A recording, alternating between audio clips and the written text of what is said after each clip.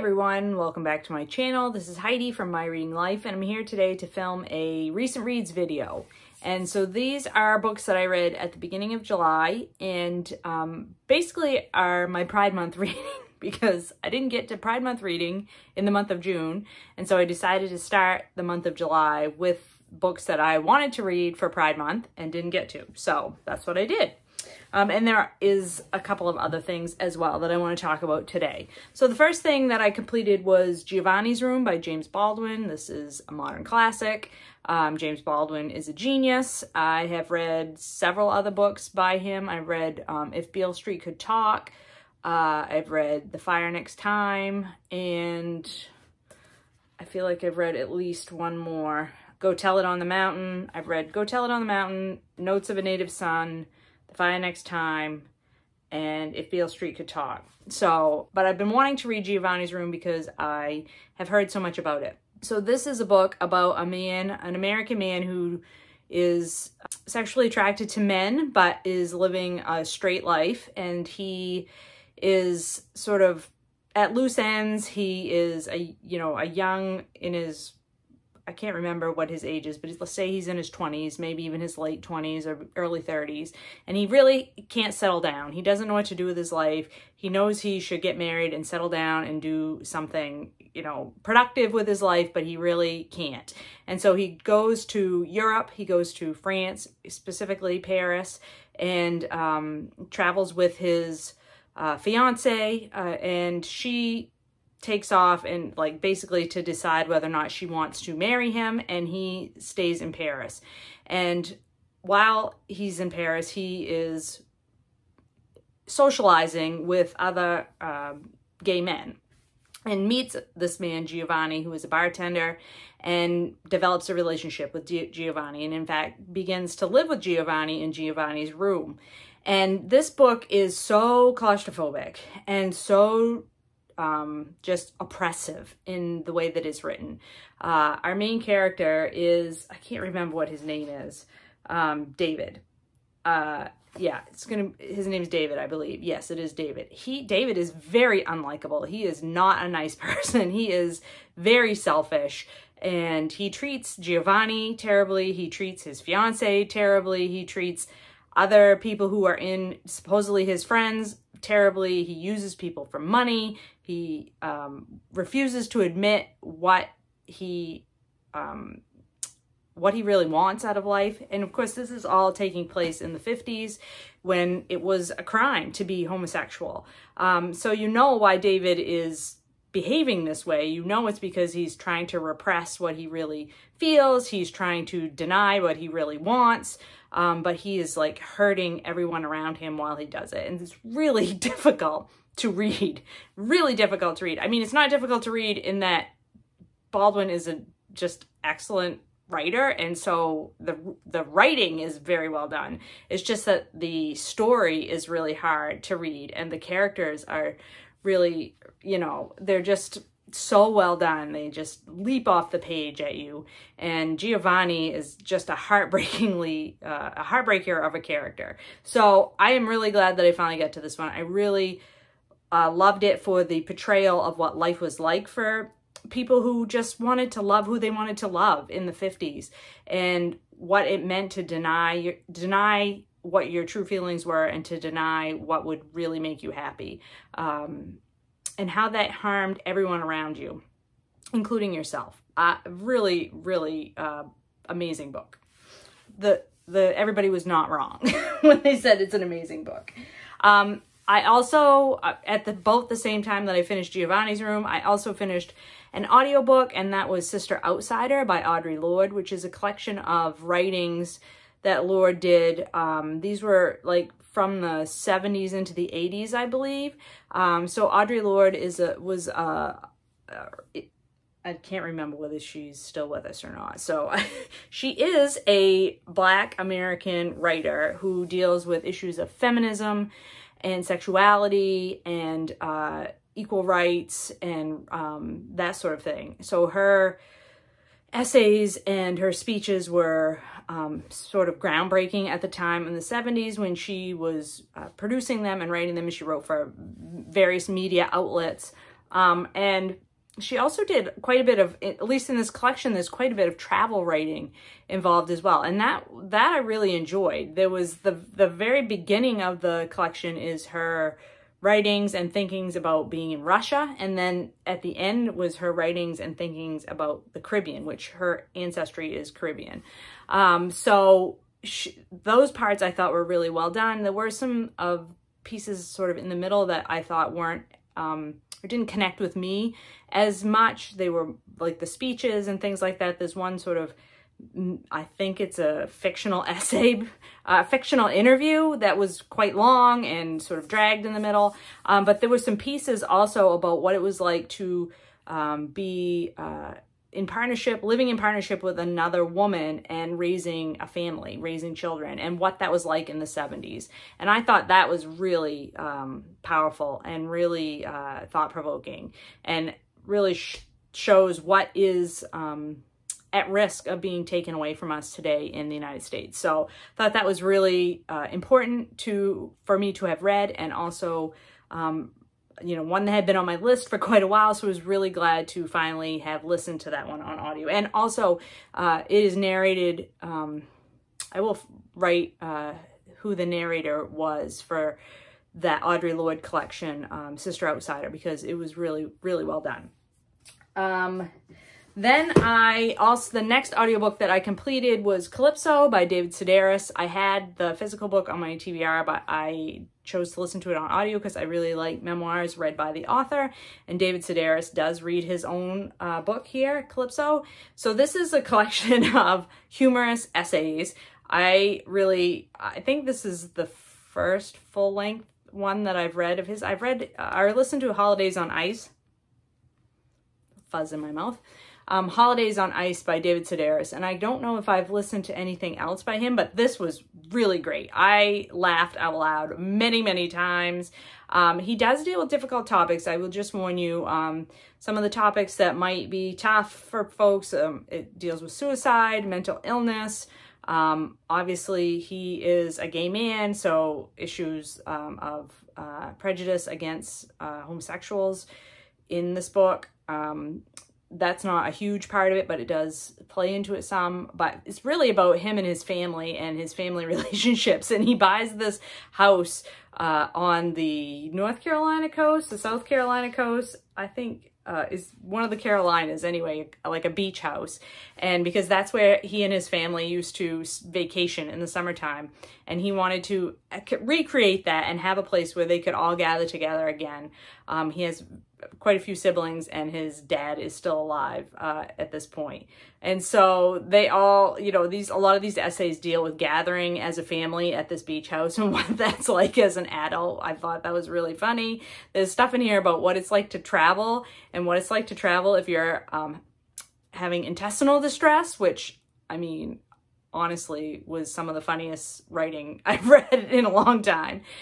There's stuff in here about him being obsessed with his Fitbit, which was hashtag relatable. So yeah, I really enjoyed this. If you have been wanting to try David Sedaris and have not yet tried his stuff, I would definitely recommend Calypso. I really enjoyed that one. So those are the three books that I had been looking at for Pride Month and finally finished at the beginning of July. In addition to that, I also finished Beloved Beast, Fighting for Life in an Age of Extinction by Michelle Nijhuis. I buddy read this with Britta. I loved this. I thought this was a fantastic collection, which takes you through basically the history of conservation, how it became a concept, and what that meant through time, and what it means today, and how I think I had an expectation that this book was going to be like a survey of different animals who either had gone extinct or were about to go extinct in efforts to protect them. But this is more about the conservation movement and how that has, how that became a thing. And so sort of back in time in history and then up to the present day, global efforts to create conservation programs efforts in the United States. There's lots of stuff in here about Teddy Roosevelt and the beginning of the conservation movement in America, which sort of correlated with other reading that I've been doing recently about Teddy Roosevelt and about the beginning of the U.S. Forest Service and all that kind of stuff. So that was great, a great connection. Talks about the Audubon Society and the World Wildlife Fund and organizations like that, the UN efforts to do conservation. So I thought it was really excellent. I thought it was very well told, really informative, just the kind of book that I enjoy. So if you, like me, like books about sort of general information about conservation and environmentalism, and if you like to hear stories about people who are involved in those movements and about sort of individual stories about individual animals, like the American bison is talked about quite a bit in this book, and that was really interesting. I mean, there was a lot of this book that I read out loud to my husband because I was like, did you know? Did you know? So if you like those kind of books about science and environmental issues, I think you should give this one a try. I thought it was really excellent. And then lastly, another book that sort of is very pertinent to our times. I listened to We Jane by Aimee Wall, which is a short piece of literary fiction, sort of, it's around the 200-page mark. I listened to it on audio. It was about 5 hours. Again, I will put the narrator's name up here because I forgot to look that up before I started talking. But We Jane is a book about abortion. So this is a book that takes place sort of in the present day in Canada, but not our present day, more like maybe a few years ago in Canada.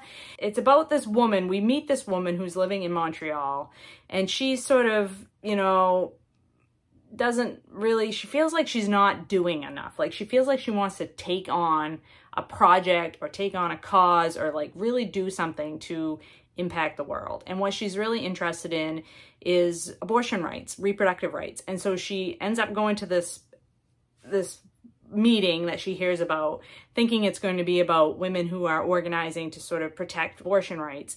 And it's not. It's sort of tangentially related, but it's not really about abortion rights. And at that meeting, she meets a woman that she calls Jane. That is not her real name.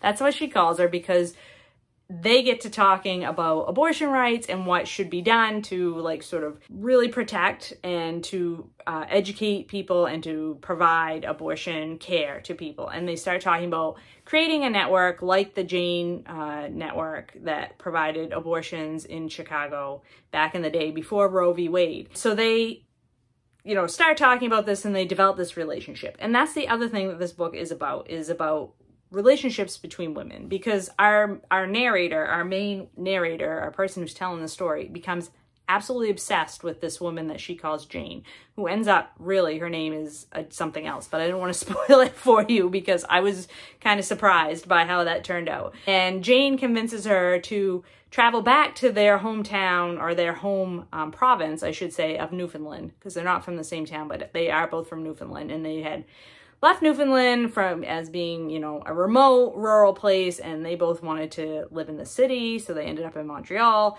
But they've decided that this woman, Jane, knows someone who provides abortion care for women, and that they should go back and get involved in her work and to provide a bigger network and to provide care when this person is ready to retire. And so that's what they do. They go back to Newfoundland and they start to like explore what is available for women for abortion care. And it was fascinating and also really disheartening at how much of this book is like, oh yeah, we're all gonna need to know these things again, and we're all gonna have to like provide networks for each other, and we're all gonna, like, women are all gonna have to like band together and do this for ourselves, because obviously we can't rely on the government to do it for us. I like the book for the story that it was being told. I thought it was told really well. The writing is really great, but also because of this like realization that things that I have taken for granted in my lifetime that were sort of settled and done with, and that we all sort of knew that this was the way to go, are not things that are set in stone and are not things that can be relied upon to always be there for you. And that really what works are things that are developed at the grassroots level and between networks of individuals that care about each other and want the same things, and how important that is. And I know that's important in my own work in resource management, natural resource management, but it's clear to me that it's also important in women's reproductive rights and probably lots of other areas of things that I care about. So I think it was really fascinating for that. It was really fascinating to realize, like, as a woman that was born in 1973, Roe v. Wade has always been there. I live in a state where reproductive rights have just been available to me my whole life. And so I never paid any attention to what had gone before. I figured it was one of those things that was over and done with. We had all, you know, become enlightened and we could just move on with our lives. And I know that's naive. I know you don't have to tell me it's naive. But like what I learned in this novel about the things that women knew how to do, and taught each other through sort of underground networks how to do, was quite surprising to me. But I have done some further reading in this area and realized that these are all real things that people like knew and have known and have been teaching each other how to do for a long, long time. And I just didn't need to know it, so I didn't know it. And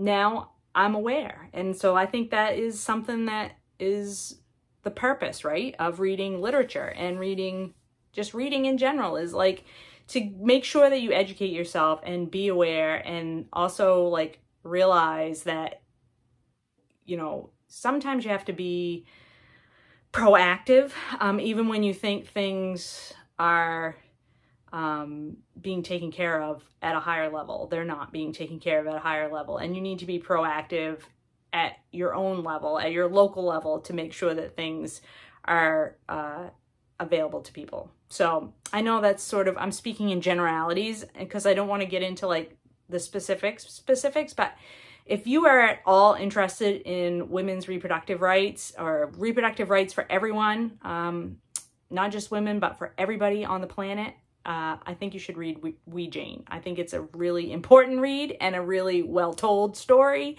And it's pretty short, so you can get through it quickly. And it was also great on audiobook, so I would recommend it that way as well. Anyway, those are the books that I have been reading and hadn't yet talked about and wanted to. I hope there was something in there that you found interesting and would like to pick up now. If there was, tell me all about it down in the comments below. I will talk to you later.